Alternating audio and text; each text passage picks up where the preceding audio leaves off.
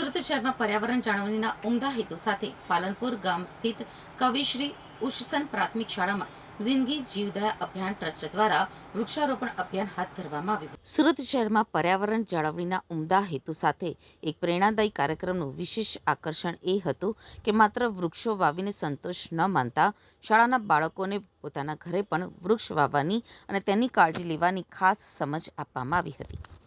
ઉપસ્થિત રહેલા જિંદગી જીવદયા અભિયાન ટ્રસ્ટના પ્રમુખ દીપકભાઈ મહેતા અને તેમની ટીમ દ્વારા વિદ્યાર્થીઓને પર્યાવરણનું મહત્વ સમજાવવામાં આવ્યું હતું। પ્રમુખ દીપભાઈના માર્ગદર્શન હેઠળ આયોજિત આ કાર્યક્રમમાં વિદ્યાર્થીઓને માત્ર વૃક્ષારોપણ કરવા માટે પ્રોત્સાહિત જ નહીં, પરંતુ એક વૃક્ષને ઉછેરીને તેને મોટું કરવા માટેની જવાબદારી સોંપવામાં આવી હતી। આ પ્રસંગે દીપભાઈ મહેતાએ જણાવ્યું હતું કે વૃક્ષ વાવવું એ પ્રથમ પગલું છે, પરંતુ તે વૃક્ષનું જતન કરવું અને તેને યોગ્ય રીતે ઉછેરીને મોટું કરવું એ વધુ મહત્વની બાબત છે। શાળાના આચાર્ય વિજયભાઈએ તમામ વિદ્યાર્થીઓને ઘરે જઈને પણ વૃક્ષ વાવવાનો સંકલ્પ લેવડાવ્યો હતો। આ કાર્યક્રમ દ્વારા નવી પેઢીમાં પ્રકૃતિ પ્રત્યે પ્રેમ અને જવાબદારીની ભાવના કેળવવાનો પ્રયાસ કરવામાં આવ્યો હતો।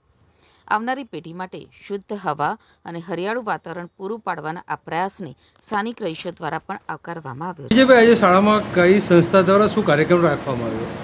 આજે શાળાની અંદર જિંદગી જીવદયા ટ્રસ્ટ દ્વારા વૃક્ષારોપણનો કાર્યક્રમ રાખવામાં આવ્યો હતો, જેમાં 100 કરતાં વધુ વૃક્ષો આપણે શાળાની અંદર પ્રાંગણની અંદર અને વિદ્યાર્થીઓને વિતરણ કરી અને એને વાવે, એમને ઉછેરે એવો એક સરસ મજાનો પર્યાવરણલક્ષી સંદેશ સાથે આજે જિંદગી જીવદયા ટ્રસ્ટ દ્વારા એક સરસ મજાનો કાર્યક્રમ શાળાની અંદર યોજાયો હતો। સાહેબ, વાત કરીએ સંસ્થાઓ આ બધું પર્યાવરણ આવવાનો દિવસ આવવા પછી આ બધું કરતા જ હોય છે, પરંતુ આ વખત વિશેષ શું કામ કીધું?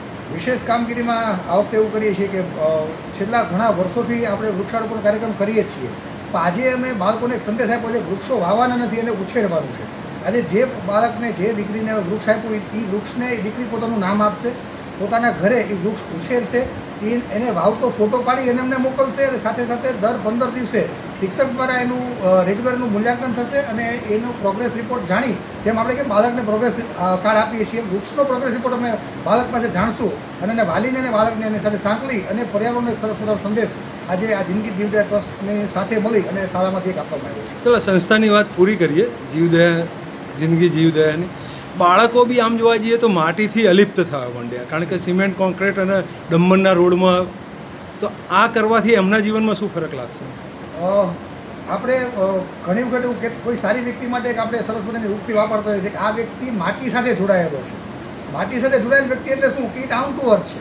એમ જ્યારે બાળકને નાનપણથી જ આપણે માટી સાથે જોડશું તો એનામાં એક પરસ્પરની લાગણી આવશે। આપણે સ્કૂલની અંદર, અમારા સ્કૂલમાં ઘણા બધા વૃક્ષો છે, પણ એ વૃક્ષો સાથે બાળકને કનેક્શન નહીં હોય, પણ જ્યારે મેં બાળકને એ વૃક્ષ આજે ઘરે આપ્યું, બાળકને એ કીધું કે તમારે વૃક્ષને તમારું નામ આપવાનું છે, ત્યારે બાય ડિફોલ્ટ એ વૃક્ષ સાથે કનેક્ટ થઈ ગયા અને હવે વૃક્ષ મોટું થશે ને થશે એનો અમને વિશ્વાસ છે, કારણ કે એ બાળકે એ વૃક્ષને પોતાનું નામ આપી એની સાથે પોતે કનેક્ટ થઈ અને